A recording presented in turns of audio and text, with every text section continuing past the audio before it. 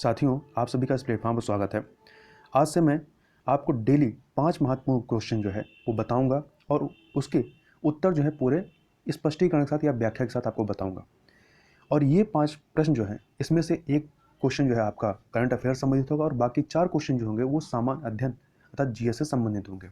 आप ये भी कर सकते हैं कि जो भी प्रश्न आएंगे आप उसको पॉज करके देखिए और उस पर अपना, यदि आपको पता है कि उसका उत्तर क्या हो या तो आप उसका गेस लगाइए और 5 क्वेश्चनों से देखिए आप कितने सवालों के सही सही जवाब दे पा रहे हैं।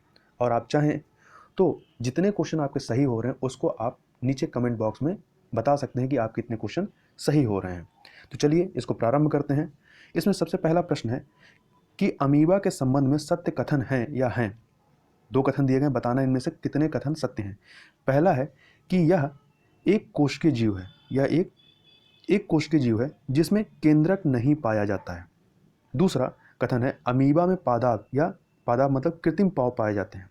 तो आपको बताना है इन दोनों में से कौन कौन से या कितने कथन सत्य हैं। तो आप देखें, जो इसका पहला वाला कथन है यह एक कोशिकीय जीव है जिसमें केंद्रक नहीं पाया जाता, ये गलत है क्योंकि यह एक कोशिकीय जीव है जिसमें केंद्रक पाया जाता है।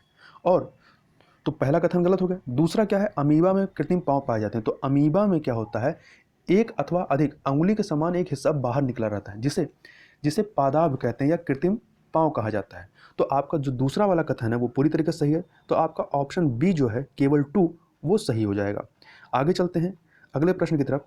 अगला प्रश्न है कि कोकून से क्या तात्पर्य है। कोकून से तात्पर्य है क्या, 4 ऑप्शन है। पहला है रेशम पर रहने वाला कीट होता है ये। दूसरा बी जो है एक कीट जिससे रेशम प्राप्त होता है। सी जो है रेशम के रेशों का आवरण होता है। और डी है उपयुक्त में से कोई नहीं। तो यदि आप इसमें देखें तो इसका जो सी ऑप्शन है रेशम के रेशों का आवरण, ये सही है। ठीक है, कैसे सही है, जो कैटरपिलर जो होता है, कैटरपिलर जिससे आपके रेशम निकलता है, तो कैटरपिलर जो है ये प्रोटीन से बना एक पदार्थ स्रावित करता है जो कठोर होकर के रेशम का रेशा बन जाता है और जल्द ही कैटरपिलर जो है स्वयं को पूरी तरह रेशम के रेशे से ढक लेता है। और यह जो आवरण होता है इसी आवरण को क्या कहते हैं, कोकून कहते हैं। इसलिए आपका सी ऑप्शन सही हो जाता है। आगे चलते हैं अगले क्वेश्चन की तरफ। अगला क्वेश्चन है कि यदि पवन का वेग बढ़ता है तो वायुदाब क्या होगा। मतलब वेग बढ़ने का, पवन के वेग का बढ़ने का वायुदाब पे क्या प्रभाव पड़ेगा। आपके पास ऑप्शन है कम होगा, बढ़ेगा या पहले बढ़ेगा फिर कम होगा, और डी है अपरिवर्तित रहेगा। तो यदि आप देखें तो इसका जो सही उत्तर होगा क्या होगा, ए वाला ऑप्शन अर्थात कम होगा। क्यों कम होगा, जब पवन का वेग बढ़ेगा तो उससे जिस क्षेत्र में बढ़ेगा तो वहाँ पे जो पहले से जो हवाएं टिकी होंगी वो वहाँ से हटेंगी, तो मतलब हवा का भार कम होगा। हवा का भार कम होने का मतलब क्या है कि वायुदाब कम हो जाएगा। ठीक है, तो मतलब पवन का वेग बढ़ने से क्या होगा, वायुदाब कम होगा। आगे चलते हैं अगले प्रश्न की तरफ।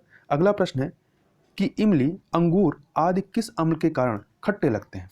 आपके पास ऑप्शन है पहला टार्टरिक अम्ल, साइट्रिक अम्ल, एसिटिक अम्ल या फार्मिक अम्ल।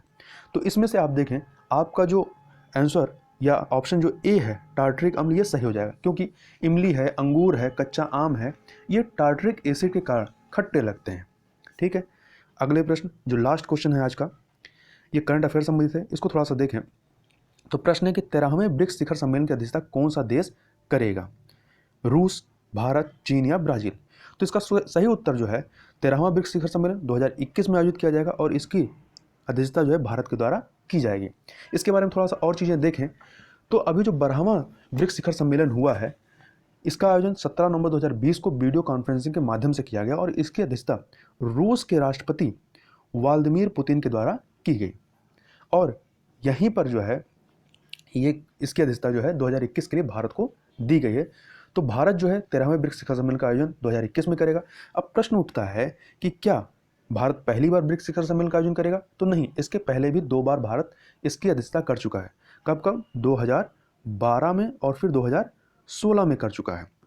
ठीक है, और जो 12वां शिखर सम्मेलन अभी हुआ है इसका जो थीम था या जो केंद्रीय विषय था, यह भी पूछा जा सकता है कभी परीक्षा में आपसे, उसकी थीम था वैश्विक स्थिरता, साझा सुरक्षा और नवाचारी वृद्धि, या इंग्लिश में कहें तो global stability, shared security and innovative growth.